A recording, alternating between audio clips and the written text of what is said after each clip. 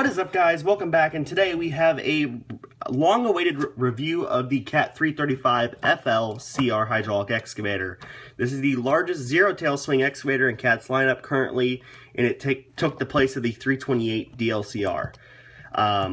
So this is the Tier 4 final zero-tail, larger zero-tail swing machine. The smaller one is the 325F. F. So yeah, but before we get into the model, which looks fantastic, we're going to dive onto the box and see what it looks like. And there you can see, as always, a very nice representation of the real machine. Again, it looks like a screen grab from a Cat promotional video. And then over here, again, it looks like a screen grab from a promotional video from Cat. But here's all the specs. The other side just shows the model itself, which is not the best thing to look at and best thing to spend time on, but still, the tin looks awesome. And yes, it's a tin, not a box. So onto the model itself, and as you can see, it looks great. So we're going to start off on the action end of this machine, which is the boom, stick, and bucket. And I have to say the functionality is pretty good on this, actually. But we're going to start off with the lines here. The lines seem to be very in scale. They're rubberized here, and then you can see the aux lines are casted in, and it looks like there would be little nubs where you would actually be able to hook up hydraulic lines for an attachment or something.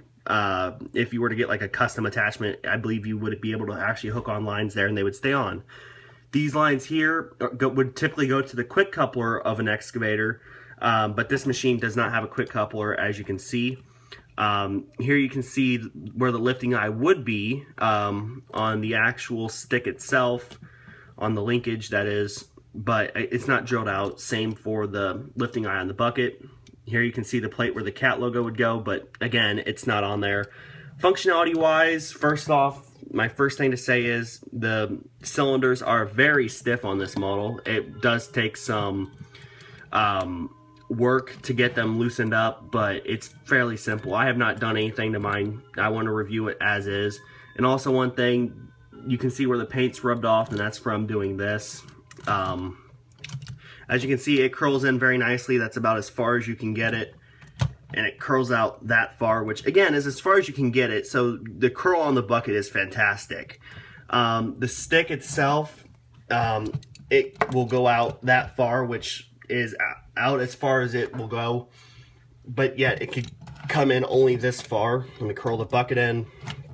So the transport position's not really that feasible unless you do modification with it. Going up the boom, you can see you got a very nice sharp Cat logo, the power edge, and then you got these work lights, which are actually casted in, and it's nice to see that it's painted a separate color on the back of the light, and it has a silver surface on it. The hydraulic lines look great. They're very thin, and they actually look like they are very much in scale. Now going over to the other side, you can see it's different because the hard lines, which would typically run down the back of the boom, are off to the side. Now the reason for that is because on a standard excavator, the hydraulic pump is usually in line with the boom itself. However, on a zero tail, the hydraulic pump is off to the side, and there you can see where the lines would run into the car body. So over here you got nice 3 steps and then a grab rail. All the grab rails on this model are metal, but the mirrors and lights are not. And as you can see, you even got an electrical wire running to the work light there. Now the dig depth on this machine is about this far, which is, you know, better than I expected. I knew that it had a little bit of a dig depth issue. You can modify that. It's not really hard to. It's like the 390, and I think the dig depth, it seems to be the Achilles heel of Diecast Masters excavators, but we'll see when the 320 and 323Fs come out if they manage to fix that.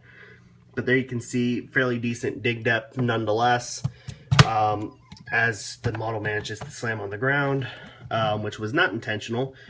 Moving right along the cab, you can see the Diecast Masters guy is back. I call him Billy. He's in there. It's an all black cab, but it looks fairly nice and looks in line. By the way, his pants should really match his shirt, just a fashion tip. We got the standard E and F series cab here which means the machine was produced after 2011, I believe. So obviously it was produced. Now I said that because all cat excavators had the E-Series cab after 2000, or marking it was produced after 2012, not 2011, because the E-Series did not exist in 2011. So little fault on my part. Now, you do have mirrors, and again, this grab rail right here is metal, but it seems to have one work light. Now, I don't know if that, oh wait, I can see where work light was supposed to go, but mine does not have one, so fault number one on Diecast Masters.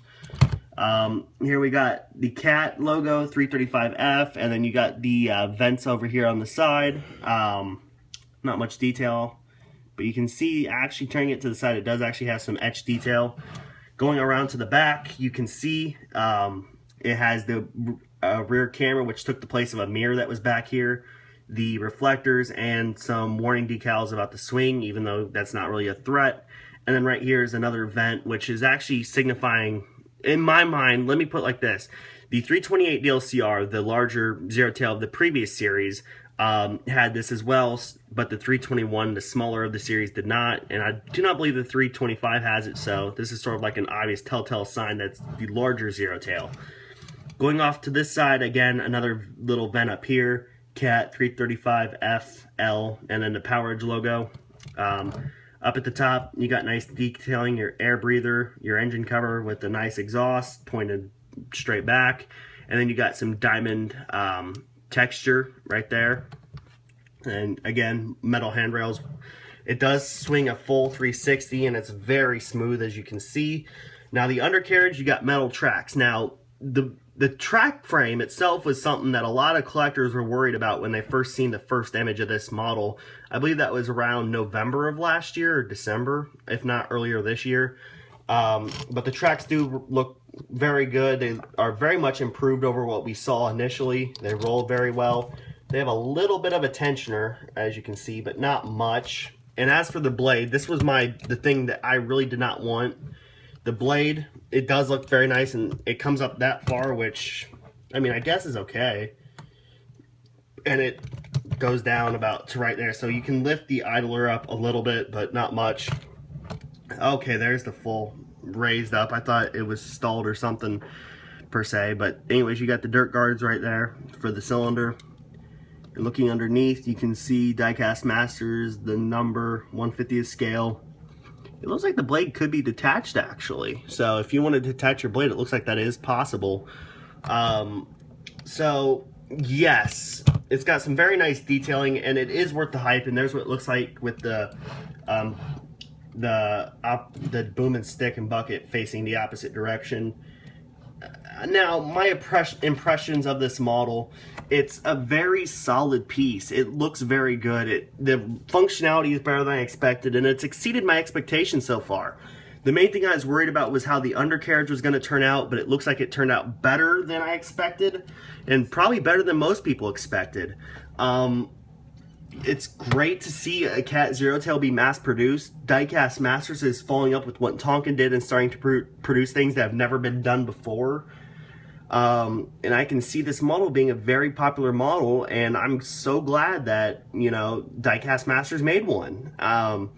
I'd say I'd give it a solid 9 out of 10. And there is functionality flaws with it, and plus this work light, which I'll probably never even notice.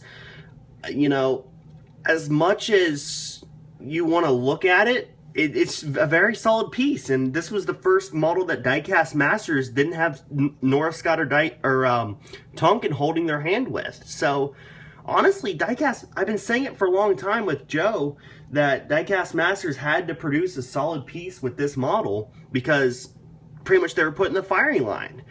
Because this was the first model that they produced on their own, and I have to say, they've knocked it out of the park. They've exceeded my expectations with it. It's a very good model. The build quality is fantastic. The detail is great. Functionality is okay, but all in all, it looks good. It's a solid piece, and, you know, for the price, it's really good. So I have to say, if you can pick up this model, I would pick it up. It's very nice. I can't give Diecast Masters enough praise for this piece, I have to say. I'm impressed. I didn't know what to expect, but, you know, it's a great model. So with that said, that's pretty much the review of it. It's, oh my, I can't explain how good of a model it is. It's very solid. And yeah, so hopefully you guys enjoyed this review. Leave a like down below and comment. If you're getting this model, if you want to get this model, whatever, just comment below your thoughts on it. And yeah, hopefully you guys learned something about this model from my review, and hopefully you like it. Hopefully you like the video and the model itself. And yeah, that's really about it. Thanks for watching, guys, and as always, peace out. And good job, Diecast Masters. By the way, guys, real fast before I go, I want to touch up one base. It is, you can see there's a little bit of overhang on the counterweight, but it is a really nice zero-tail excavator that you can see. Actually, it'd be probably easier for you guys to see it on this side, but there is a little bit of overhang, but it's genuinely a zero-tail excavator. As for that, guys, thanks for watching, and once again, this model, very nice, very highly recommended. Thanks for watching, and peace out.